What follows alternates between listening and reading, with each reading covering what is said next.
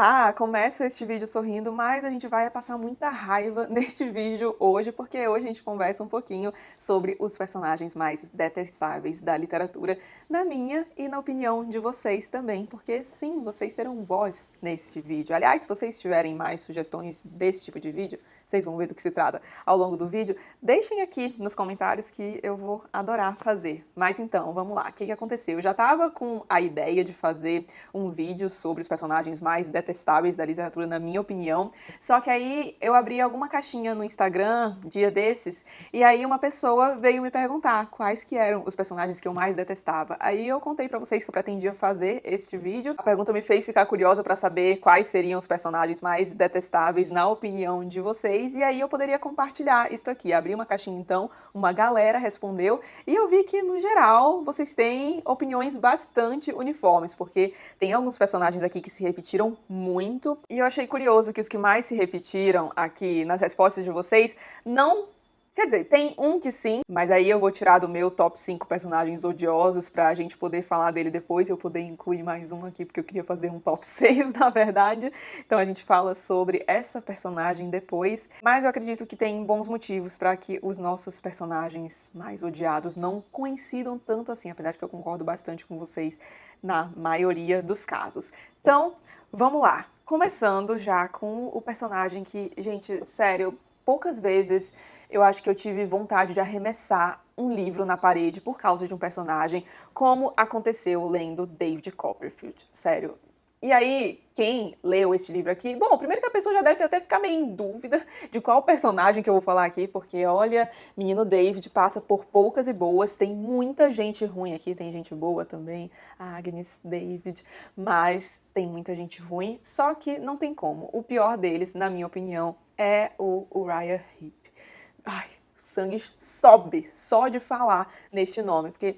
Gente, sério, como é que pode tanta maldade num ser? É bizarro. E eu confesso que eu fiquei surpresa ao ver que ele não foi tão citado assim nas respostas de vocês, porque, meu Deus do céu, eu odeio esse personagem. É o personagem mais detestado, na minha opinião, da literatura. Só que, pelo que eu ando vendo, eu acho que tem muita gente que não leu David Copperfield. Até porque faz tempo que a gente teve uma edição nova, a gente tinha uma edição legal, que era da Kozak Naif, mas ficou por um bom tempo esgotada. E aí não faz tanto tempo assim que a gente tem uma edição legal como esta aqui, que eu estou segurando, que é da editora Zahar. Ai, gente, um minuto de silêncio para esta edição. Gente do céu, eu acho linda demais. Enfim, e este livro é um dos meus clássicos favoritos, finalmente com uma edição à altura dele. Mas vamos falar desse tal de Uriah Heep. Então, em certo momento de sua vida, David Copperfield vai ter aulas com um certo homem chamado Dr. Strong. E aí, para ter aula com esse homem, ele fica hospedado na casa de um senhor chamado Sr. Wickfield. E lá na casa desse Sr. Wickfield, ele entra em contato com essa figura asquerosa que é o Uriah Heep.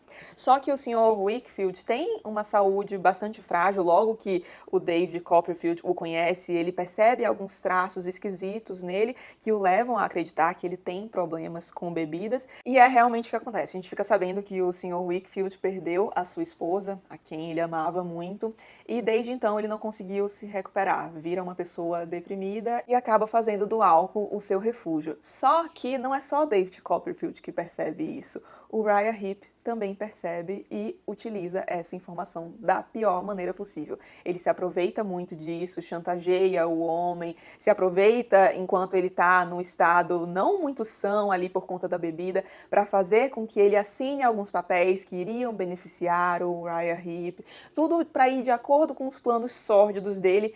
E, sério, gente, é um negócio... Pra vocês terem noção, o David Copperfield é muito bonzinho, assim, muito, muito bonzinho mesmo. Se fosse fazer um top 5 personagens mais bonzinhos da literatura, David Copperfield certamente estaria aí no meio, mas até ele perde a linha com o Uriah Heep, porque não tem como. E assim, eu não sei vocês, mas... se tem uma raça que eu odeio, é gente sonsa. Nossa senhora, isso me tira do sério completamente. Então, por exemplo, quando a pessoa é má, mas ela sabe que ela é má e ela não fica querendo se fazer de boazinha, nem esconder que ela é má, ok, é ruim porque a pessoa é má, mas eu acho que fica menos pior. E o Uriah Heep não, ele tenta disfarçar, tenta bancar o bonzinho, fica falando o tempo inteiro que ele é muito humilde, que ele é muito simples, não sei o que. Aí eu arremessar o livro na parede de ódio toda vez que esse personagem aparece.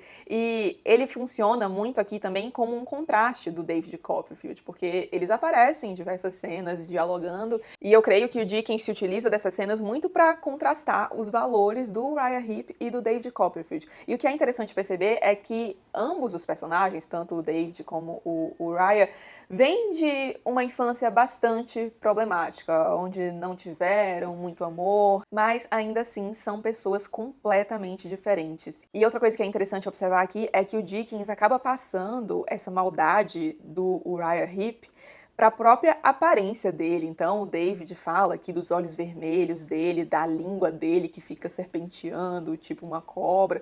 Você já imagina o personagem com uma faceta meio esquisita, sabe? Uma faceta meio demoníaca, talvez? Ai, é um negócio horroroso, mas este livro é tão bom que eu juro que cada raiva que você passar com o Uriah Heep vai ser compensada. Leiam David Copperfield, livro maravilhoso.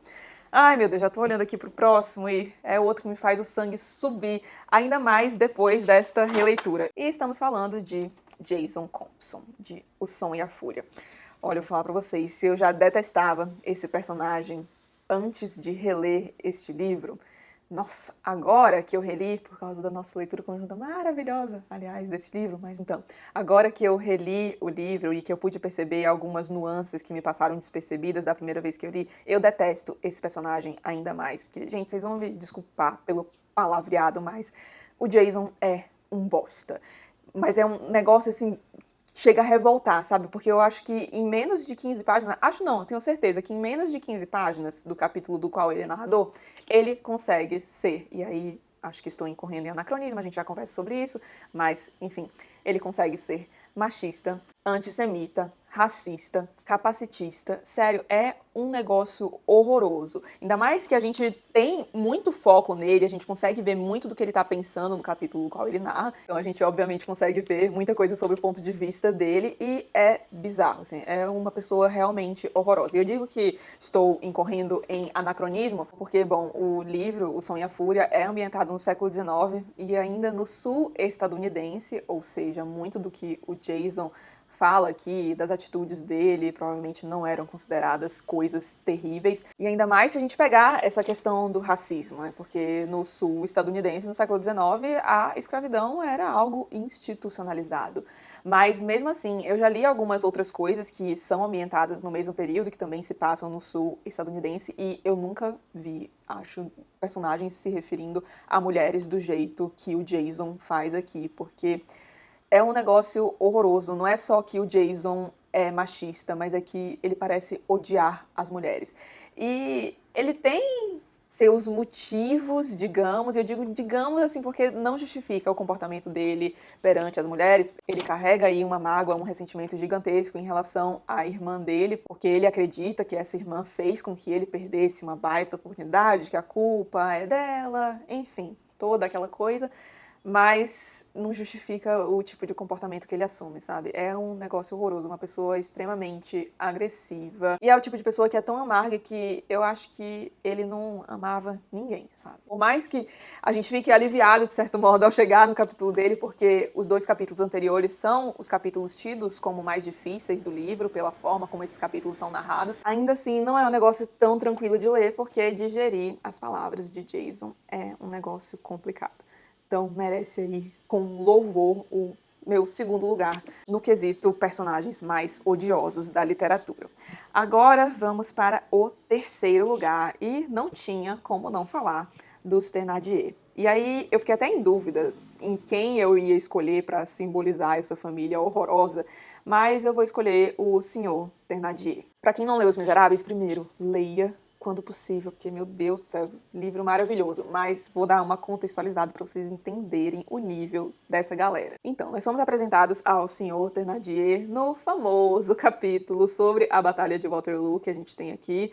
Para quem não conhece, esse é um capítulo muito famoso de Os Miseráveis, porque é um capítulo muito, muito, muito longo e que muitos leitores consideram que não serve para muita coisa. Sei de muita gente que passou, assim, pelo capítulo só, passando os olhos mesmo, fazendo uma espécie de leitura dinâmica. E de certo modo eu até entendo, porque eu acho que o Victor Hugo poderia realmente ter economizado umas palavras nesse capítulo, mas a gente conhece o Thénardier, então, nesse capítulo sobre Waterloo, e ele era um soldado do exército, e ele tá em meio a um campo cheio de mortos na batalha. E o que esse homem está fazendo ali? Tentando ver se alguém tá vivo ainda, que ele possa ajudar? Não, ele tá saqueando o que ele pode levar ali daquela galera. Só que aí tem uma hora em que ele chega perto de um homem, e aí esse homem acha que o Thénardier tá ali para ajudá-lo, e ele tinha uma patente mais alta ali no exército, e acaba fazendo com que o Thénardier seja promovido e condecorado, porque achava que estava ajudando, quando na verdade a intenção do Thénardier era saquear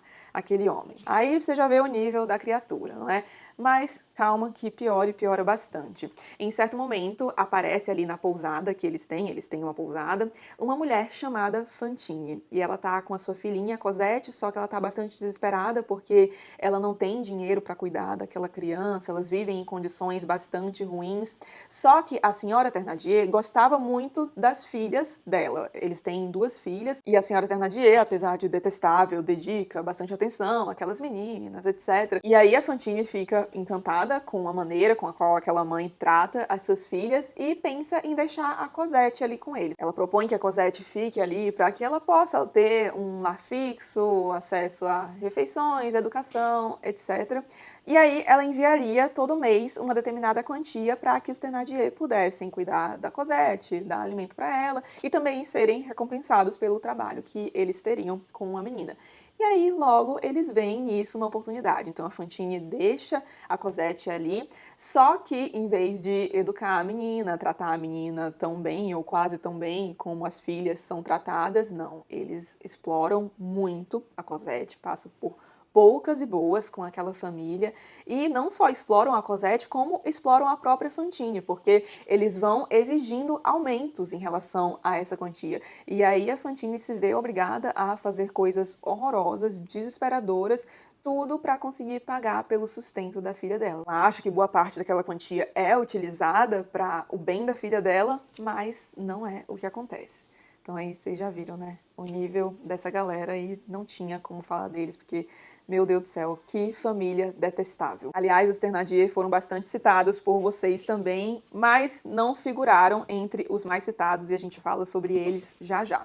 Agora, o personagem seguinte talvez seja um personagem polêmico, mas eu espero que não, porque, sério, quando eu via muita gente falar desse personagem, principalmente a galera falando que era muito romântico, não sei o quê, casal icônico da literatura, eu achava ok, porque eu nunca tinha lido o livro, mas quando eu li, eu fiquei, não, gente, não é possível, tem que acontecer uma reviravolta muito gigantesca para que esse personagem seja tão idolatrado assim. E estou falando de Mr. Rochester. Vamos chamar de Rochester aqui, né? Em bom português. Enfim, Sr. Rochester. Ai, Deus do céu. Então, vamos lá falar sobre esse personagem. Não vou falar de todos os detalhes aqui, porque envolve um baita de um spoiler, mas vou falar em linhas gerais sobre quem é esse personagem, como que ele entra na vida da Jane, etc. Em certo momento, a Jane Eyre é contratada para ir ser preceptora de uma menina em uma residência nobre, e o dono dessa residência é o Sr. Rochester. E logo que a gente conhece esse homem, a gente já vê que se trata de uma figura bastante esquisita. A própria cena em que ele e a Jane se falam pela primeira vez já é um negócio que você fica... isso aqui não pode dar bom. Mas enfim, a relação entre eles vai evoluindo e a gente vai vendo que tem um interesse amoroso se desenvolvendo por parte da Jane em relação a esse homem. E ele passa a desconfiar disso e parece que também tem um interesse amoroso por parte dele. Só que se ele tem esse interesse amoroso mesmo, ele demonstra isso de umas maneiras tão erradas. Sério, é um personagem tão problemático, é um personagem controlador, faz a Jane sofrer completamente sem necessidade, e fora que ele guarda um segredo pavoroso. A gente descobre isso ao longo do livro e é um negócio chocante, e ele tenta justificar aquilo, mas para aquilo que ele fez não tem justificativa, sabe? E a gente vê que ele tem uma visão muito distorcida de moral e ética, porque, por exemplo, Através das conversas que a gente vê entre ele e a Jane, a gente consegue ver que para ele, se algo traz prazer, logo, aquilo é bom. E que a visão dele do que é moralmente correto muda de acordo com a pessoa de quem se trata. Por exemplo, se ele faz determinada coisa e fez bem pra ele, então aquilo é belo e moral. E não importa se ele fez mal a alguém com essa ação. Se fez bem pra ele, então aquilo é super justificável. Mas se é outra pessoa fazendo a mesma coisa, aí a coisa já muda de figura. Ou seja, o que é belo e moral depende de quem está praticando aquela ação. Os valores morais bem distorcidos desse homem. E o que me revolta muito é isso, porque como assim um personagem asqueroso desse é tido como, ai meu Deus, um dos personagens mais românticos da literatura? O que eu sinto é que muita gente passa pano pra ele por conta da paixão que existe entre ele e a Jane. Mas assim, gente, sério mesmo? Ai, nossa, isso aqui é o exemplo de um dos heróis mais românticos dos livros. Pelo amor de Deus, tamo mal. Aliás, ai, acho que não vai ser spoiler comentar desse jeito, mas e a cena em que ele se fantasia? Ai, gente.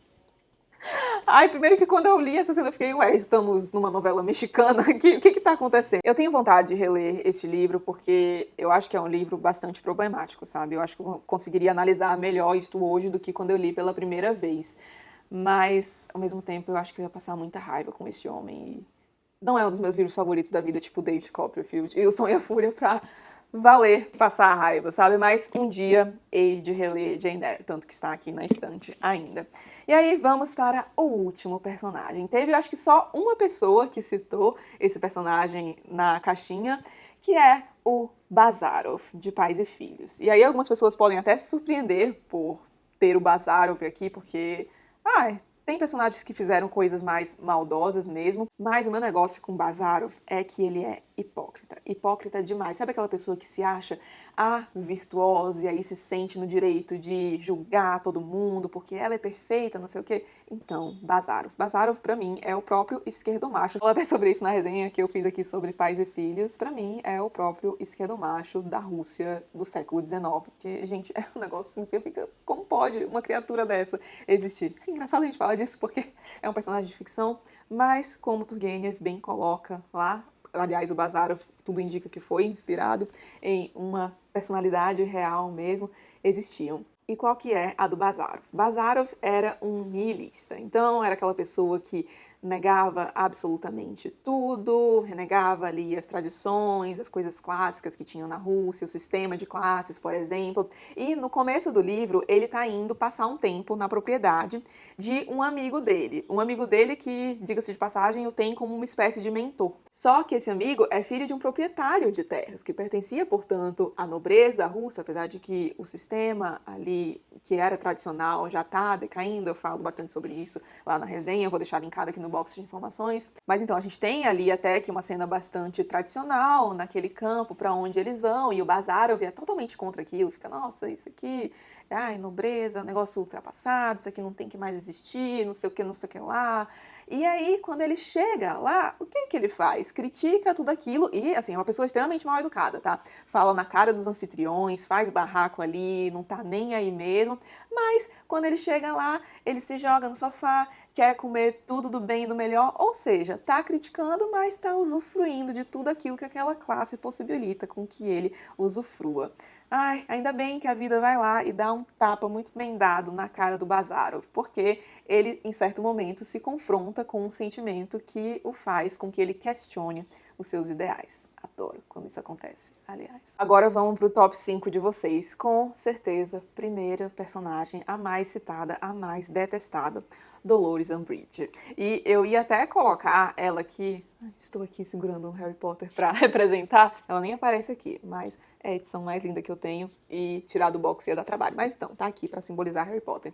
E eu ia colocar a Dolores no meu ranking, até não sei em que posição ela estaria exatamente, mas eu tiraria o Bazarov para colocá-la provavelmente depois do Jason Compson, ou talvez até antes dele, porque, gente do céu, é muita maldade, né? E, bom, acho que ela foi uma das mais citadas, porque não só é uma personagem muito detestada, mas porque muita gente leu Harry Potter. Então, acho que até dispensa apresentações, mas Eu lembro que uma cena que me marcou, especialmente em relação a essa personagem, é a cena em que ela usa aquele feitiço, agora eu esqueci o nome, mas que o Harry fica escrevendo no caderno, não devo contar mentiras, várias vezes, e aí a pena vai escrevendo aquilo na pele dele com o próprio sangue dele, então arranhando a pele. Gente, naquela cena eu fiquei, meu Deus do céu. E em diversas outras cenas também, mas essa foi uma cena que me marcou bastante. Segundo personagem mais citado por vocês foi Heathcliff, de O Morro dos Ventos Uivantes. Aliás, muitos personagens de O Morro dos Ventos Uivantes foram citados e eu super entendo. E eu acho que nenhum personagem daqui foi pra minha lista porque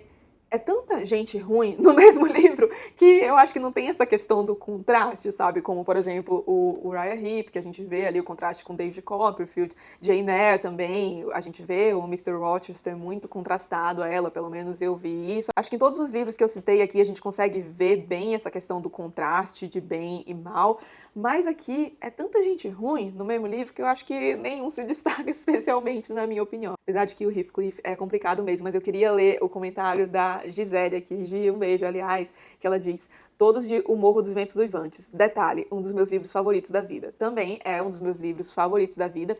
E eu acho que isso é um mérito muito legal do livro, porque eu até falo sobre isso no meu vídeo no qual eu falo sobre os meus clássicos favoritos, vou deixar linkado aqui no box de informações, e aí eu falo lá de Morro dos Ventos Uivantes, mas falo que eu acho que isso é um mérito do livro, porque eu imagino que é muito mais fácil a gente gostar de um livro quando a gente se apega aos personagens. São personagens com os quais a gente se identifica, que a gente até desenvolve certo carinho, um apego. E isso não acontece com o Morro dos Ventos Uivantes, não. Os personagens são completamente detestáveis e ainda assim você, bom, pelo menos eu, não consegue largar o livro. Este aqui foi um dos poucos livros que me fizeram virar madrugada, porque eu não conseguia parar de ler. Li isso aqui muito rápido, mas ai, maravilhoso. Este é um livro que compensa passar a raiva. Muita gente citou o Danglars de O Conde de Monte Cristo e olha, quase que ele entra na minha listinha também, porque é um personagem detestável. Pra quem não leu O Conde de Monte Cristo, primeiramente, leia O Conde de Monte Cristo, mas pra vocês saberem quem é o Danglars, é basicamente uma pessoa horrorosa que faz com que a vida de uma pessoa muito boazinha, que é o Edmond Dantès, uma pessoa super honesta, esforçada, humilde, etc. Enfim, ele destrói a vida dessa criatura, faz com que ele vá preso. É um negócio horroroso. O quarto mais citado, de acordo com a minha contagem, foi o Nino, da tetralogia napolitana. E se eu fosse fazer um top 10, certamente Nino apareceria também, porque é a própria definição de boy lixo. E o quinto lugar da lista de vocês ficou empatado com Claude Frollo, de O Corcunda de Notre Dame. Também detesto esse personagem, acho que não tem como gostar dele, né? Não à toa tanta gente mencionou, mas também temos aí figurando o nosso Bentinho. E o Bentinho, eu tenho a impressão de que se eu relesse Dom Casmurro, que eu pretendo fazer em breve, tá? Não neste ano, porque eu pretendo neste ano reler Memórias Póstumas de Brás Cubas, mas aí quem sabe eu coloco no Machado do ano que vem pra reler? Pode ser. Mas então, eu tenho a impressão de que se eu fosse reler Dom Casmurro, eu iria colocar o Bentinho na minha lista também, porque eu li Dom Casmurro bem novinha, então eu acho que eu tava numa época na qual eu não conseguia perceber algumas coisas que muito provavelmente colocam o Bentinho como o personagem mais detestado de vocês, mas vamos ver aí se eu atualizo a lista com a releitura. Mas tá aí, Bentinho, muito citado por vocês, e apesar de não figurar no meu top, é um personagem do qual eu não gosto também. De Os Miseráveis, eu não sei se os mais citados foram os Thénardier ou o Javert, mas eu acho que entre esses dois, bom, acho não, né, tá na minha lista aqui, os Thénardier pra mim são piores, nossa senhora. Citaram bastante também o Jason Compson, acho que por causa da leitura conjunta de Sonho e a Fúria, né, uma galera tá odiando esse homem. Oblonsky, nossa, Oblonsky, o Marcelo aqui perguntou, o Oblonsky serve? Nossa, serve demais, porque, ai gente, vocês vão me desculpar, a Marizinha que ama o Oblonsky, Marizinha, você vai me desculpar, mas eu detesto o Oblonsky, porque pra mim é muito aquilo, sabe, bom vivan, não sei o que, quer fazer a média com todo mundo, é legalzão com todo mundo, mas não é legalzão com quem ele realmente deveria ser, que é a mulher dele e os filhos dele. Nossa, irresponsável, ai gente, detesto o Oblonsky. Outro que me chamou a atenção aqui, nossa, Joffrey Baratheon também foi muito citado e realmente, o personagemzinho detestável, mas então o que eu ia mencionar, outro personagem que foi bastante citado aqui e eu me surpreendi, porque aqui a gente tem um ponto de vista um pouco polêmico, talvez, é o Snape. E eu também não gosto muito do Snape, não. Eu sei que tem muita gente aí que acredita na redenção dele, mas eu definitivamente não faço parte desse grupo. Inclusive, se você quiser fazer o advogado de Snape, fique à vontade aqui nos comentários. Mas é que, por mais que ele tivesse os seus motivos, eu acho que nada justificava a maneira como o Snape tratava muita gente, muitos alunos em Hogwarts. E eu acho que isso fica muito cristalizado quando o Neville tem que pensar na coisa mais aterrorizante pra ele, e ele pensa no Snape. Sendo que o Neville passou por coisas horrorosas na vida dele. Então, imagine só, a pessoa tem que pensar na pior coisa pra ele, pensar no professor dele frente a tudo que aconteceu na vida dele, sabe? Ai, vocês vão me desculpar aí, mas Snape pra mim não tem redenção. A Daisy de O Grande Gatsby foi bastante citada também, e eu concordo. Victor Frankenstein apareceu aqui também, não chega a ser dos meus mais odiados, mas também não é um personagem do qual eu gosto nem dele e da criatura, diga-se de passagem. Esteban Trueba de A Casa dos Espíritos foi muito citado também, aí eu vou ter que ler o livro pra descobrir, né, porque não li ainda. Gente, é impressionante como o Heathcliff foi citado. Meu Deus do céu. Heathcliff e Umbridge. Passo aqui, é só o que tem. Uma pessoa, o Vinícius, falou do Humbert de Lolita. Então, eu detesto esse personagem também, mas... Nossa, é uma narração tão maravilhosa por parte dele que, olha aí, gente, a importância de escrever bem, de se comunicar bem, porque é o que mais me salta aos olhos quando eu lembro do livro, sabe? Vem imediatamente aquela escrita linda, e aí eu nem lembro que eu odeio Humbert tanto assim, vocês também passam por isso. Vronsky e Ana Karenina também foram outros muito citados. Nossa, teve o Lievin também. Ah, o Lievin eu não odeio, não. Eu passo uma raiva com ele às vezes, mas não chegou a odiar, não. Outro muito citado, Holden Caulfield, de O Apanhador no Campo de Centeio. Então, é um chato, mas eu não chego a detestar, não. Só acho ele bem chatão. Ai, gente, adolescente, né? Meu Deus do céu, adolescente precisa acabar. Me desculpem aí aos adolescentes que estão assistindo a este vídeo, mas quando vocês forem adultos, vocês vão concordar com esse pensamento também. Ai, me senti uma tia falando agora. E para finalizar com outro personagem que foi bastante citado, Sr. Murdstone, que é o padrasto do David Copperfield. E eu queria muito falar de outro personagem aqui de David Copperfield, que pra mim é um negócio... E desde quando ele apareceu, eu já fiquei, vai já surgir alguma coisa aqui, vocês vão ver. E aí surge, eu fiquei, estava certa. Mas aí a patrulha do spoiler pode ficar doida, então vou deixar vocês passarem essa raiva aí quando vocês forem ler. Então, foi isso. Espero que vocês tenham gostado do vídeo. Se vocês tiverem alguma outra sugestão, quem sabe fazer um de personagens mais amados, ou alguma coisa do tipo, personagens mais bem construídos, eu acho que pode ser uma boa.